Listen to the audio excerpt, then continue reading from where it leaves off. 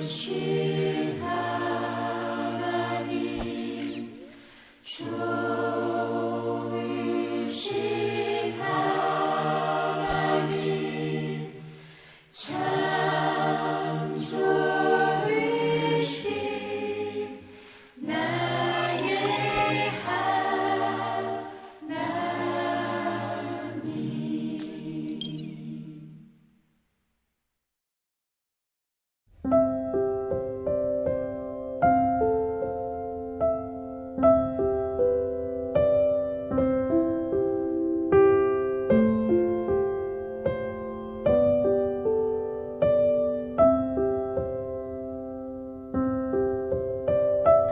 주님과 함께 숭이교회 온라인 소망의 날개 샬롬 진행을 맡은 최주원입니다.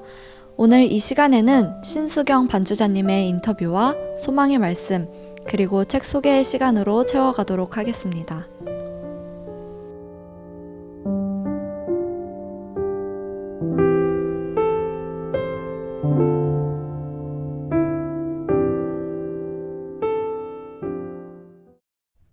성벽을 세우는 기도, 김승욱 목사님의 말씀입니다.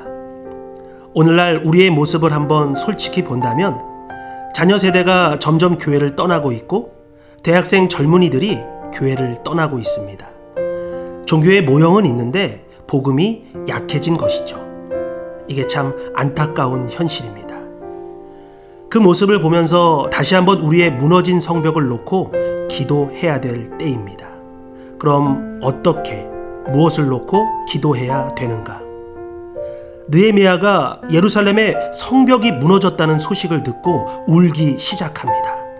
그때만 해도 하나님의 영광이 예루살렘 성벽이 반드시 세워져야지만 빛날 수 있기 때문이었죠.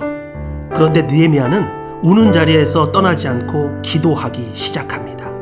바로 회개의 기도입니다. 우리 이스라엘 자손이 주께 범죄한 죄들을 자백하오니 주는 귀를 기울이시며 눈을 여시사 종의 기도를 들으시옵소서. 나와 내 아버지의 집이 범죄하여. 무너진 성벽은 이유가 있다는 것입니다. 우리가 죄를 지었다는 겁니다. 우리 아버지 세대와 자녀의 세대가 함께 하나님을 떠났다는 것을 고백하고 있습니다. 더 나아가 나와 내 아버지의 집이 범죄하였습니다. 자신과 자신의 아버지의 집을 외면하면서 회개하고 있는 것이 아닙니다. 느헤미야는 어쩌면 그럴 수도 있었죠. 이유가 있었습니다.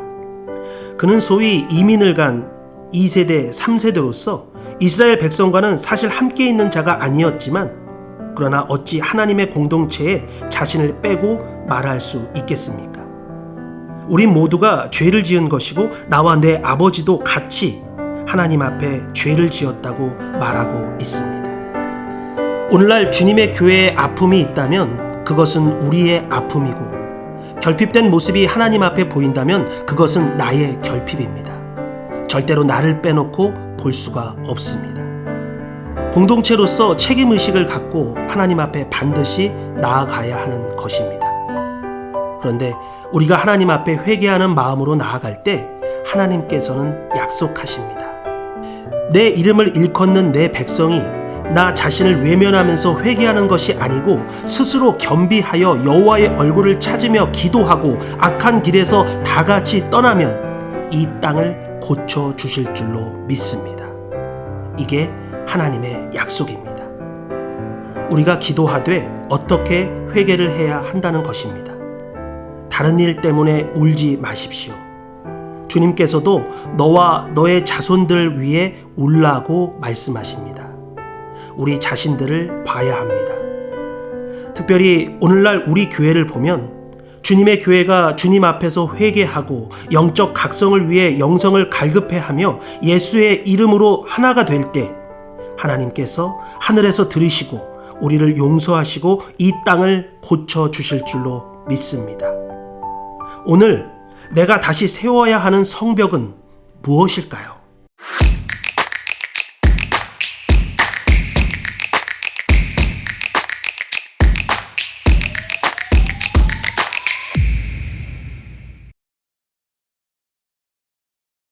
안녕하세요, 반주자님 반갑습니다. 네, 반갑습니다. 이렇게 시간 내주시고 자리해주셔서 감사합니다. 이 시간은 숭이인이라는 코너로 숭이교회 성도님들께 반주자님의 이야기 함께 나눠보려고 합니다. 먼저 숭이교회 성도님들께 자기소개 부탁드립니다. 네, 안녕하세요. 저는 숭이교회 일지역에 소속되어 있고 문화국 예배 반주로 소속되어 있는 톡 쏘는 콜라보다 김 빠진 콜라를 사랑하는 애기 권사 신수경입니다. 반갑습니다. 맞습니다. 반주자님께서는 언제부터 숭이교회 반주로 봉사하셨고 어떻게 반주를 시작하게 되셨는지 궁금합니다. 중학교 2학년 1985년 제가 중학교 2학년 때 처음 시작을 하게 됐고요. 굉장히 말썽을 부려서 선생님들이 굉장히 애먹던 학생 중에 하나였는데 중학교 2학년 때 학예 수련회를 가게 됐는데 거기서 주님과의 첫사랑을 경험을 하고 제가 이제 바뀌게 된 케이스거든요.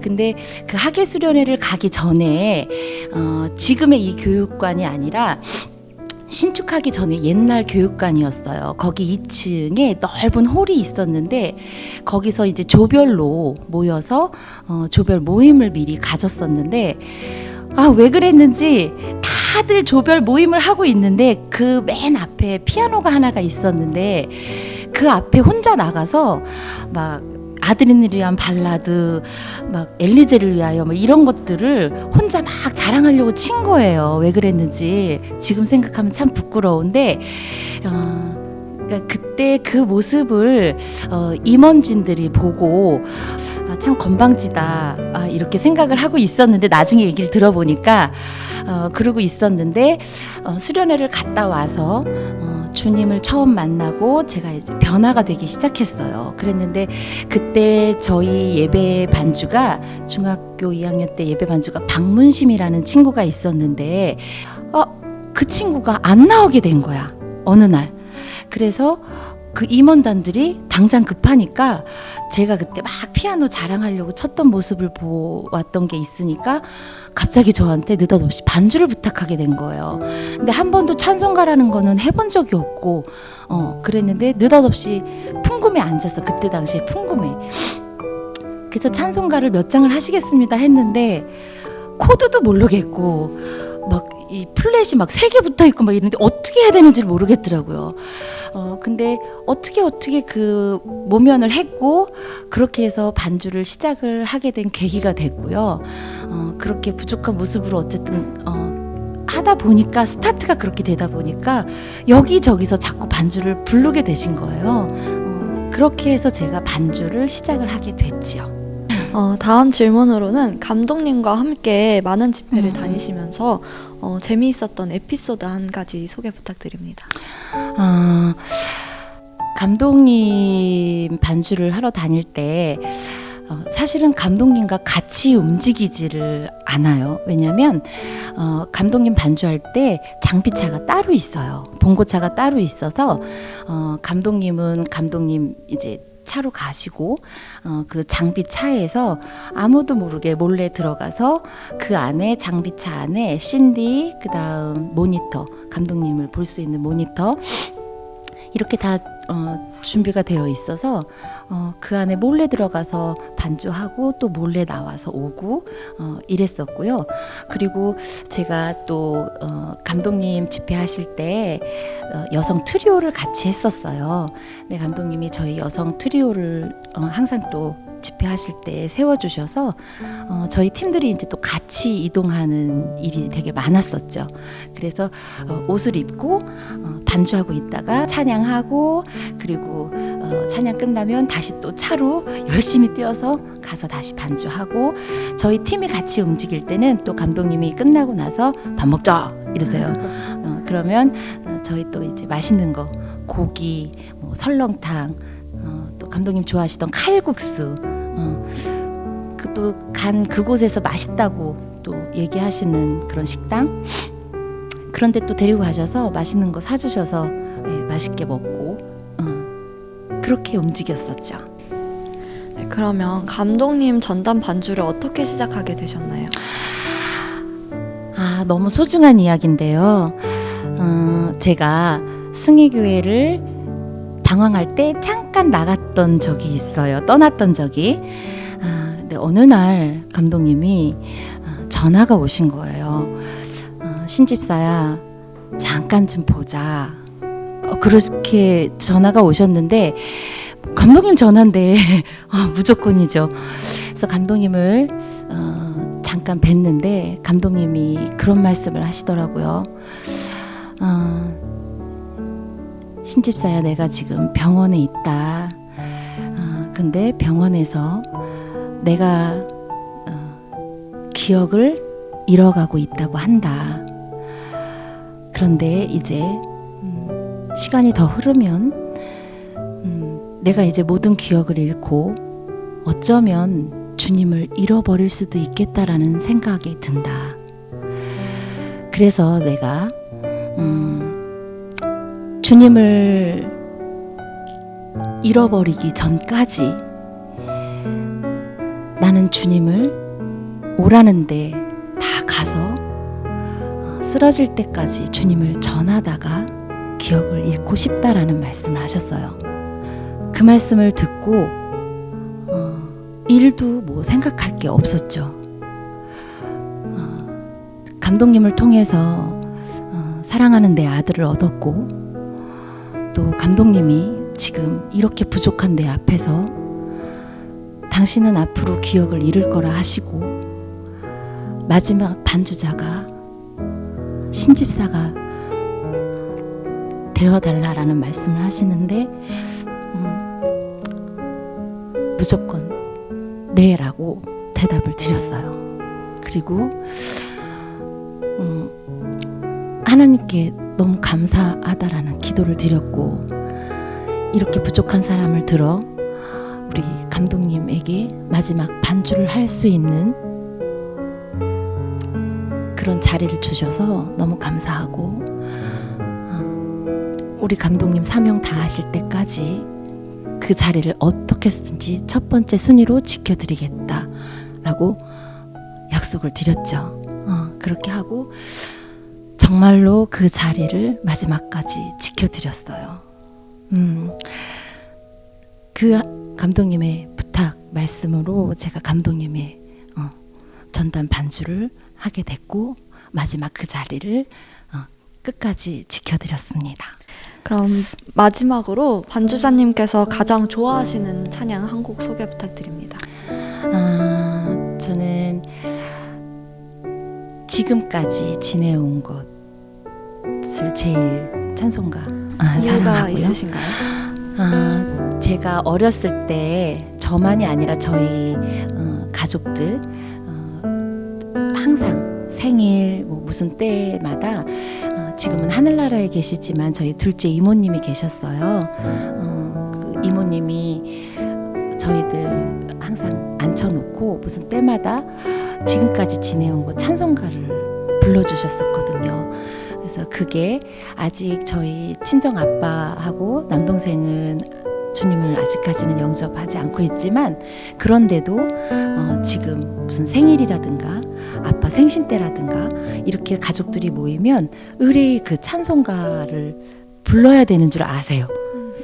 교회를 안 다니심에도 불구하고. 그래서 이 지금까지 지내온 것은 저희 모든 우리 가족들의 제일 사모하는, 저만이 아니라 저희 가족들도 제일 사모하는 첫 번째 찬양곡입니다.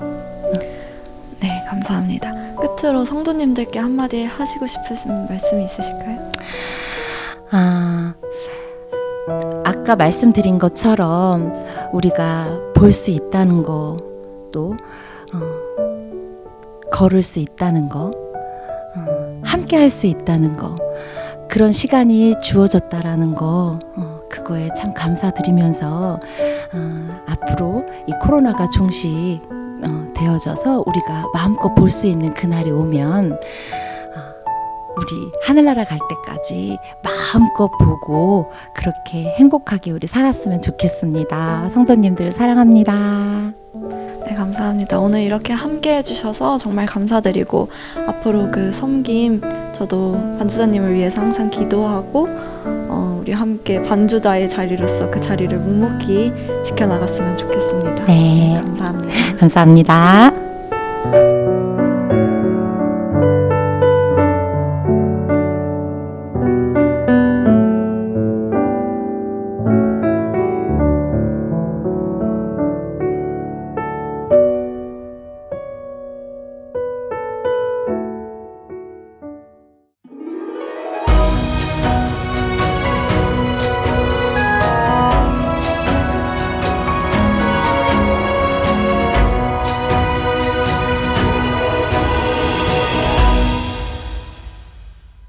오늘 소개할 책은 나는 진짜 하나님을 만났을까?입니다. 이 책은 상담심리 가르치시는 김미선 교수님께서 5명의 청년과 함께 상담하시면서 나온 이야기들을 풀어 쓴 책입니다. 그래서 책을 읽다 보면 꼭 제가 5명의 청년들과 함께 상담을 받는 듯한 느낌입니다. 은혜를 받는 순간 자꾸 옛 자아가 튀어나와요. 하나님은 믿지만 사람과의 관계가 어려워서 교회는 안 다닐래요. 교회는 오래 다녔는데 하나님을 인격적으로 못 만났어요. 기도하는데 하나님이 친밀하게 느껴지지 않아요. 이런 고민들은 신앙생활을 하다 보면 이러한 고민들 한 번쯤 해보셨을 것 같은데요. 진짜 하나님, 나의 하나님을 만나고 싶으시다면 나는 진짜 하나님을 만났을까? 한번 읽어보시기를 추천드립니다.